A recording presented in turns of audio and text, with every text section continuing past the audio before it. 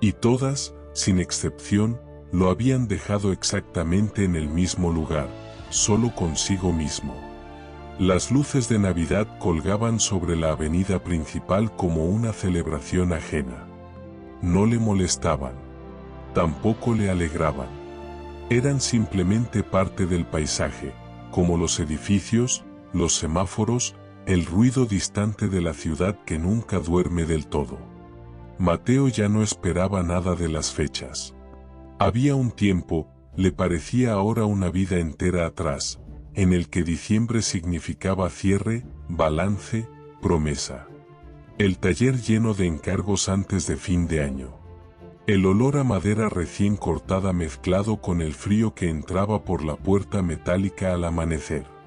Su padre aún vivo, corrigiendo detalles mínimos, como si cada mueble fuera una extensión de su propio nombre. Lo que haces habla por ti cuando ya no estés, le decía. Mateo no entendió esa frase hasta muchos años después. Ahora caminaba con las manos en los bolsillos, los hombros ligeramente encorvados, no por la edad, sino por la costumbre de protegerse. El frío se filtraba por los zapatos gastados, subía lentamente por el cuerpo, pero no era distinto del frío que llevaba dentro desde hacía años. Ese frío no venía del clima. Venía de la pérdida acumulada. No hubo un solo día en que todo se rompiera. Eso es lo que más le dolía. Si hubiera existido un momento exacto, una fecha clara, un evento puntual, quizás habría podido señalarlo y decir, ahí empezó todo. Pero no fue así. Fue una suma de decisiones pequeñas, de silencios aceptados, de cansancio ignorado. El socio apareció en un momento en que Mateo ya estaba exhausto. No de trabajar, sino de resistir sin avanzar. El hombre hablaba con seguridad, con gráficos, con palabras modernas que prometían crecimiento. Mateo escuchó porque estaba cansado de ser prudente. Firmar no fue un acto de ambición. Fue un acto de agotamiento. Los primeros meses parecieron confirmar la decisión. Más pedidos. Más movimiento. Más presión. Luego, lentamente, llegaron los retrasos. Las explicaciones técnicas. Los documentos extensos que Mateo leía sin comprender del todo. Confiaba. Porque siempre había confiado. Hasta que un día entró al taller y supo que algo estaba mal. No lo leyó en papeles. Lo sintió en el aire. En la forma en que las máquinas estaban quietas. En el silencio de un lugar que siempre había vibrado. Las deudas no gritan. Aparecen. El cierre del taller fue administrativo, frío, impersonal. Nadie reconoció los años de trabajo. Nadie preguntó cómo iba a seguir. Simplemente terminó. En casa, Mateo intentó fingir normalidad. Preparaba café. Respondía preguntas con frases cortas. Decía ya veremos. Su esposa lo miraba como se mira a alguien que se está alejando lentamente, sin saber cómo detenerlo. Las discusiones no fueron violentas. Fueron peor, fueron silenciosas. Cada uno guardando su miedo, su frustración, su decepción. El día que ella se fue, no hubo drama. No hubo gritos. Solo una maleta, una despedida breve y una puerta que se cerró sin ruido. Mateo se quedó sentado largo rato, mirando el espacio vacío.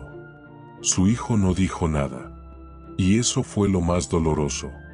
Desde entonces, Mateo aprendió a caminar así, sin levantar demasiado la cabeza, sin esperar reconocimiento, sin planificar demasiado el futuro. La expectativa, había aprendido, también puede doler. Aquella noche, mientras avanzaba sin rumbo definido, la iglesia apareció ante él como un accidente visual. Un edificio antiguo, casi fuera de lugar entre estructuras modernas.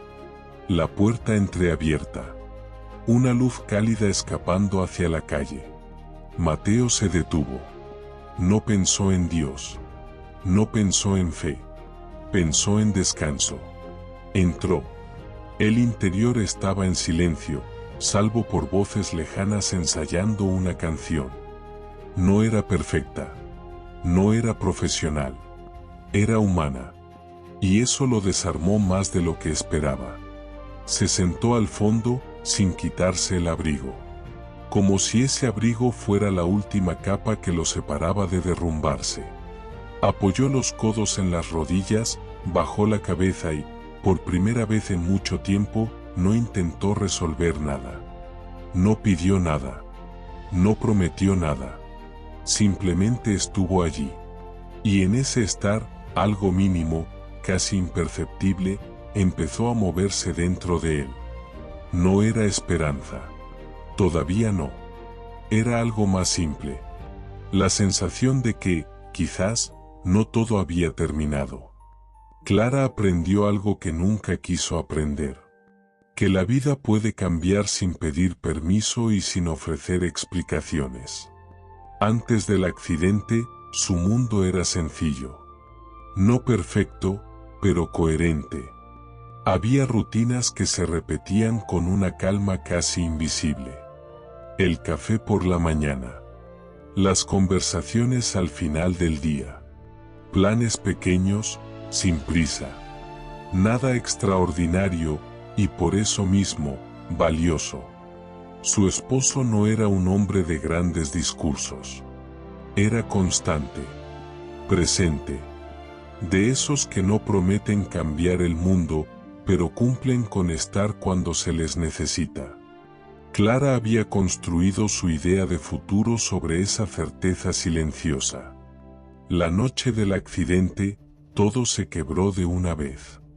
No hubo tiempo para prepararse. No hubo despedidas. Solo una llamada, una sala de hospital demasiado blanca y palabras técnicas que intentaban suavizar lo irreversible. Durante semanas, Clara vivió como si estuviera observando su propia vida desde lejos.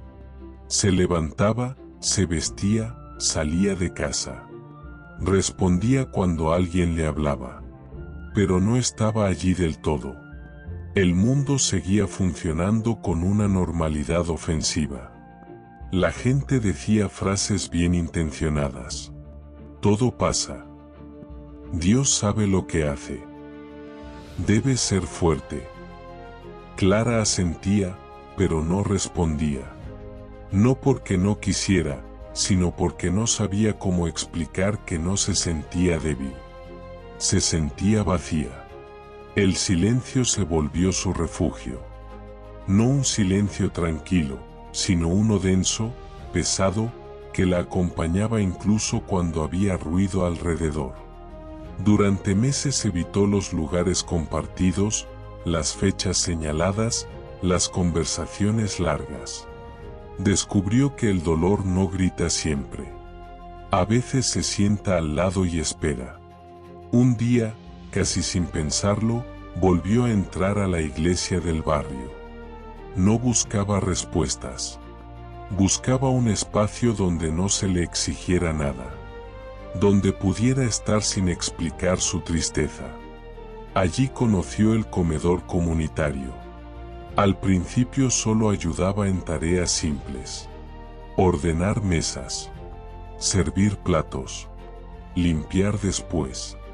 Trabajo mecánico, repetitivo, que no requería emoción. Pero algo empezó a cambiar. Vio personas que cargaban dolores distintos, pero igual de profundos. Historias rotas, pérdidas, fracasos. Nadie competía por quien había sufrido más. Nadie necesitaba justificar su presencia. Clara comprendió algo esencial. El dolor compartido no se reduce, pero se vuelve soportable. Decidió quedarse. Con el tiempo, asumió responsabilidades. No porque se sintiera fuerte, sino porque entendió que ayudar a otros le permitía seguir conectada a la vida sin traicionarse a sí misma. No negaba su pérdida. La transformaba. El comedor no era caridad, era encuentro. Cuando Mateo entró por primera vez, Clara lo vio desde lejos. No reconoció su rostro, sino su postura. Esa forma de ocupar poco espacio. De sentarse como si pidiera disculpas por existir. Lo observó sin acercarse de inmediato. Había aprendido que no todos necesitan ayuda al mismo tiempo. Algunos necesitan primero sentirse seguros. Cuando se acercó, eligió cuidadosamente las palabras. «Habrá cena caliente», dijo. «Si quieres. No si lo necesitas. No si no tienes a dónde ir. Si quieres». Mateo levantó la mirada apenas. Dudó. Clara reconoció esa duda. Era la misma que ella había tenido tantas veces. Aceptar significaba admitir que algo no estaba bien. Cuando él aceptó, Clara no sonrió. No celebró. Simplemente asintió, como si aquello fuera lo más natural del mundo. Durante los días siguientes, Mateo volvió. Siempre discreto. Siempre silencioso. Se sentaba en el mismo lugar. Observaba más de lo que hablaba. Clara respetó ese ritmo. No lo interrogó. No intentó acelerar nada. Sabía que la confianza no se fuerza. Se construye. Lo vio escuchar historias ajenas con atención real. Lo vio quedarse un poco más cada día. Lo vio respirar distinto. Una tarde, mientras ordenaban, Clara le preguntó algo simple. ¿A qué te dedicabas? Mateo tardó en responder. No por falta de palabras, sino porque esa pregunta tocaba una parte que creía enterrada. Carpintero, dijo al fin. O lo era. Clara no corrigió el tiempo verbal. No dijo sigue siéndolo. No quiso imponerle una identidad que él aún no estaba listo para aceptar.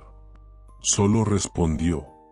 Las manos recuerdan cosas que la mente intenta olvidar. Mateo no respondió. Pero esa frase se quedó con él. Esa noche, Clara volvió a casa con una sensación extraña. No de expectativa. De reconocimiento. Como si hubiera cruzado el camino de alguien que, sin saberlo, estaba exactamente donde ella había estado tiempo atrás.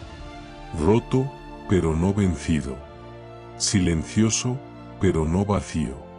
Y por primera vez desde la muerte de su esposo, Clara pensó algo que no se había permitido pensar. Tal vez acompañar a otros también era una forma de seguir viviendo. Mateo no supo decir en qué momento exacto volvió a trabajar con las manos. No hubo una decisión consciente. No hubo una conversación previa. Simplemente ocurrió. Fue una mesa. Una mesa vieja, coja, olvidada en un rincón del comedor. Nadie se quejaba de ella porque nadie esperaba demasiado de ese lugar. Mateo la vio balancearse ligeramente cuando alguien se apoyó, y algo en su cuerpo reaccionó antes que su mente. Se acercó. La tocó. La escuchó. La madera tenía un sonido particular, uno que solo se reconoce cuando se ha trabajado con ella durante años. No era un ruido fuerte, era una vibración mínima, casi una queja. Mateo apoyó la mano con cuidado, como si se acercara a algo vivo. Pidió un destornillador prestado. Nada más. Mientras ajustaba los tornillos, su respiración empezó a cambiar. No lo notó de inmediato, pero el cuerpo sí. El ritmo se volvió más lento, más estable. El mundo alrededor perdió volumen. Las conversaciones se transformaron en un murmullo lejano. Allí, inclinado sobre esa mesa imperfecta, Mateo no era un hombre fracasado. Era un carpintero. Cuando terminó, la mesa dejó de moverse. Nadie aplaudió. Nadie comentó nada. Pero Mateo sintió algo que no sentía desde hacía años. Una calma profunda, sin euforia, sin promesas. Volvió al día siguiente. Y al otro.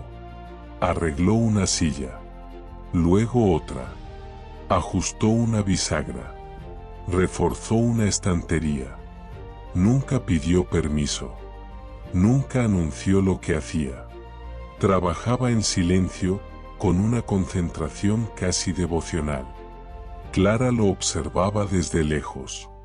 No intervenía. No agradecía en exceso.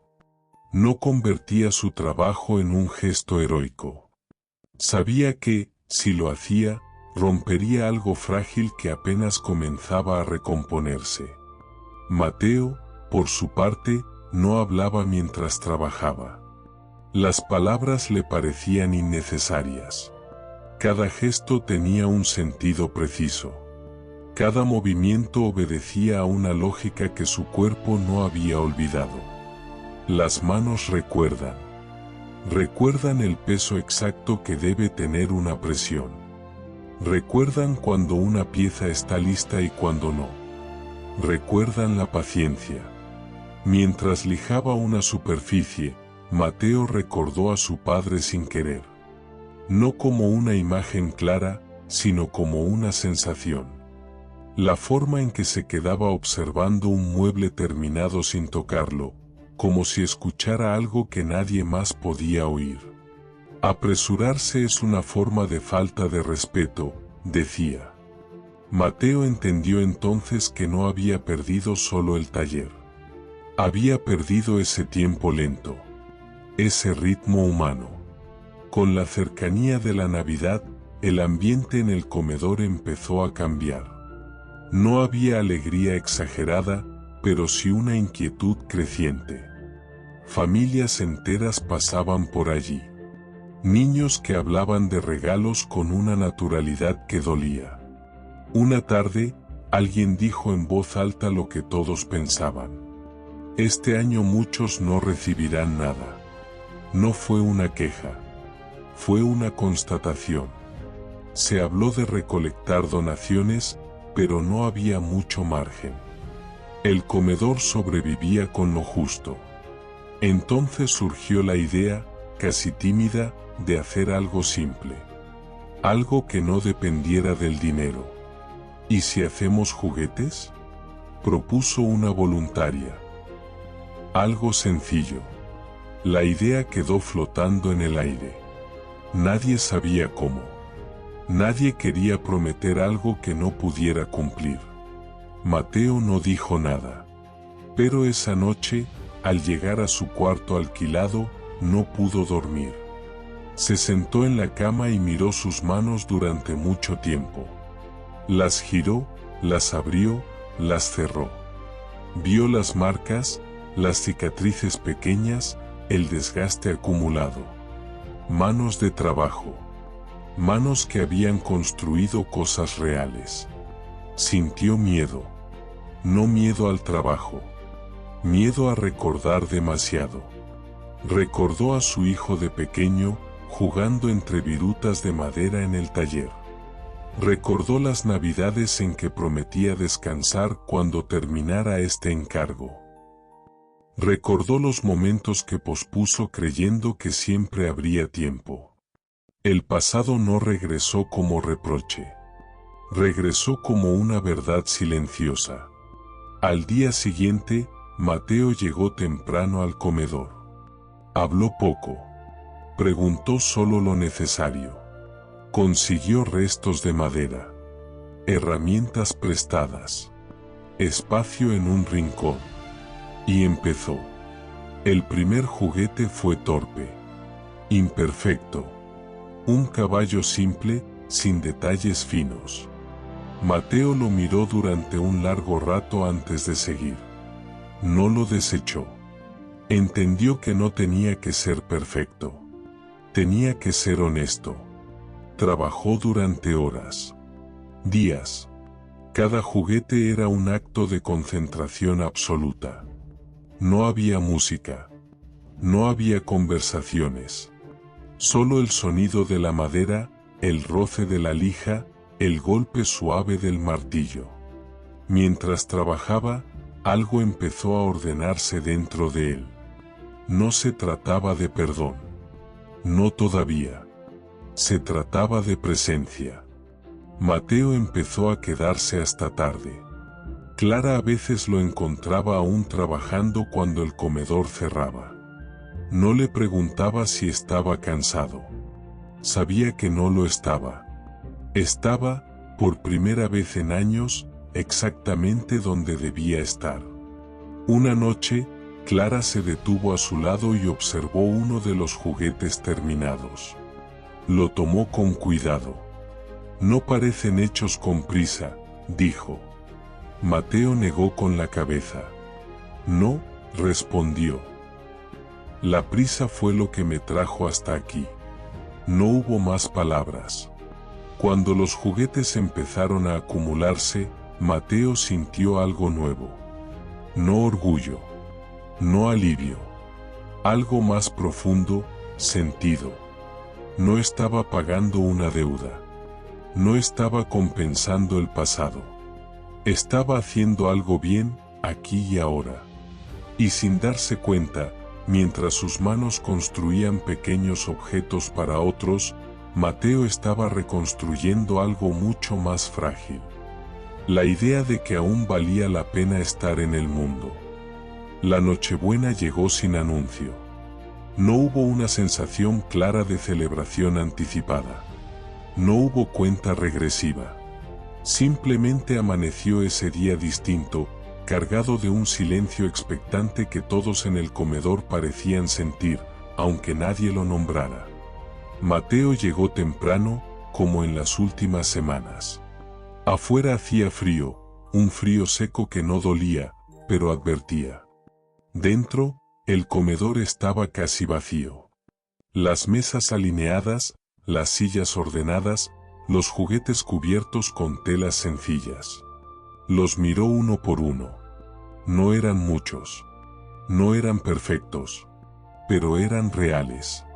Mateo pasó la mano por encima de una de las telas como si comprobara que todo seguía allí. No sentía nervios. Tampoco orgullo.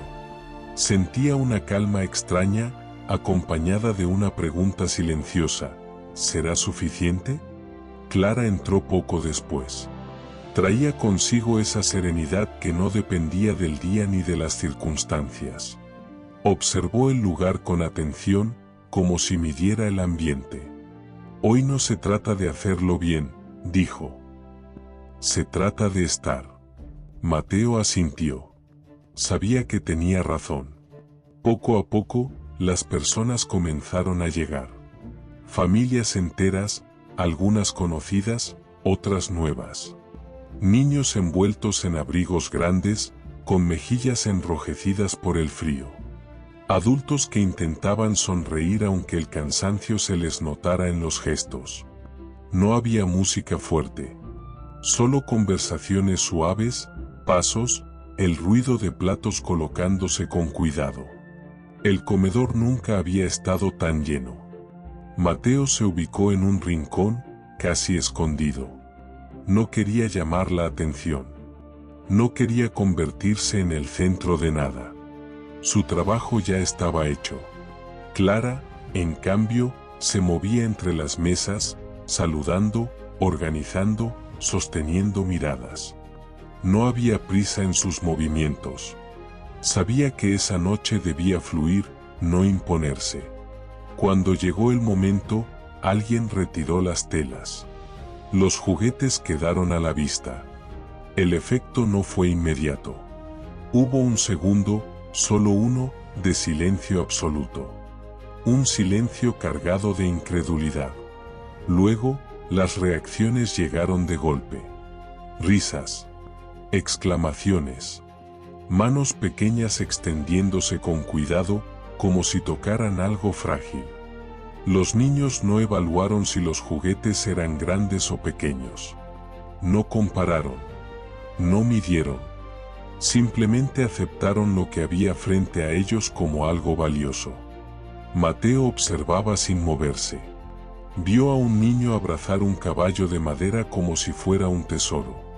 Vio a una niña girar una muñeca sencilla entre sus manos con concentración absoluta. Vio sonrisas sinceras, sin cálculo. Algo se quebró dentro de él. No fue un llanto inmediato. Fue una presión en el pecho, una mezcla de alivio y tristeza acumulada. Mateo respiró hondo, como si su cuerpo intentara contener años de silencio. Clara se acercó sin hacer ruido. Se quedó a su lado, sin tocarlo, respetando el espacio. No siempre se cambia el mundo, dijo en voz baja. A veces basta con cambiar una noche. Mateo no respondió. No podía. Sus ojos estaban fijos en la escena, pero su mente estaba en otro lugar. Pensó en su hijo. No en el adolescente distante de ahora, sino en el niño que había sido. En las veces que había prometido estar más presente. En las navidades en que había llegado tarde, cansado, convencido de que trabajaba por ellos. Por primera vez, no se castigó por esos recuerdos. Los aceptó. Entendió algo que nunca había entendido del todo. No se trata de estar siempre, sino de estar de verdad cuando se está. La cena continuó. La comida fue sencilla, pero nadie pareció notarlo. Había algo más importante flotando en el aire, una sensación de dignidad compartida. Mateo no habló mucho. Algunos se acercaron a agradecer. Él respondía con gestos breves. No necesitaba explicaciones ni reconocimiento. Esa noche no le devolvió su taller. No solucionó su situación económica. No reparó todas sus relaciones. Pero le devolvió algo más básico. La certeza de que aún podía hacer bien algo que importara. Cuando el comedor comenzó a vaciarse, Mateo ayudó a ordenar. Guardó juguetes con cuidado. Limpió mesas. Todo con la misma atención con la que había trabajado la madera. Al salir, el frío lo recibió de nuevo. Pero era distinto. Caminó despacio, respirando el aire helado como si lo necesitara. Se detuvo un momento en la calle. Levantó la vista. Las luces de Navidad seguían allí, colgadas sobre la ciudad. Pero ya no le parecieron ajenas. No eran promesas vacías. Eran recordatorios simples. Incluso en medio del invierno, algo puede iluminarse. Mateo sonrió apenas. No una sonrisa grande. Una suficiente. El gran salto no había sido visible para nadie más. No hubo aplausos ni testigos formales. Pero él lo sabía. Esa noche, sin pedir nada a cambio, había cruzado un umbral invisible. Y ya no era el mismo hombre que había entrado a esa iglesia semanas atrás. El día después de Navidad no amaneció distinto. No hubo señales visibles. No hubo música especial. No hubo promesas suspendidas en el aire. Y, sin embargo, Mateo despertó con una sensación nueva. El peso en el pecho ya no estaba donde siempre había estado. No había desaparecido del todo, pero se había movido. Como si el dolor hubiera cedido espacio a algo más silencioso, más estable. Se levantó despacio. Preparó café. Abrió la ventana. El frío entró sin violencia. Mateo lo recibió sin cerrarse. Era solo aire. Por primera vez en años, no sintió prisa por huir del día. La vida no cambió de golpe. Y eso fue importante. Porque Mateo ya no confiaba en transformaciones repentinas. Había aprendido que los cambios verdaderos no hacen ruido. Volvió al comedor los días siguientes. No como refugio, sino como parte de su rutina. Ayudaba cuando hacía falta. Reparaba lo que se rompía. A veces simplemente se sentaba a escuchar. Clara seguía allí. No hablaron de lo que había ocurrido en Nochebuena. No lo necesitaban. Algunas experiencias no se explican, se integran. Con el paso de las semanas, comenzaron a surgir pequeños trabajos. Un vecino que necesitaba arreglar una puerta. Una mesa vieja que podía repararse. Encargos modestos, sin grandes expectativas. Mateo aceptaba solo lo que podía cumplir con calma. Trabajaba en espacios prestados. Garajes. Patios. Lugares improvisados. No se quejaba.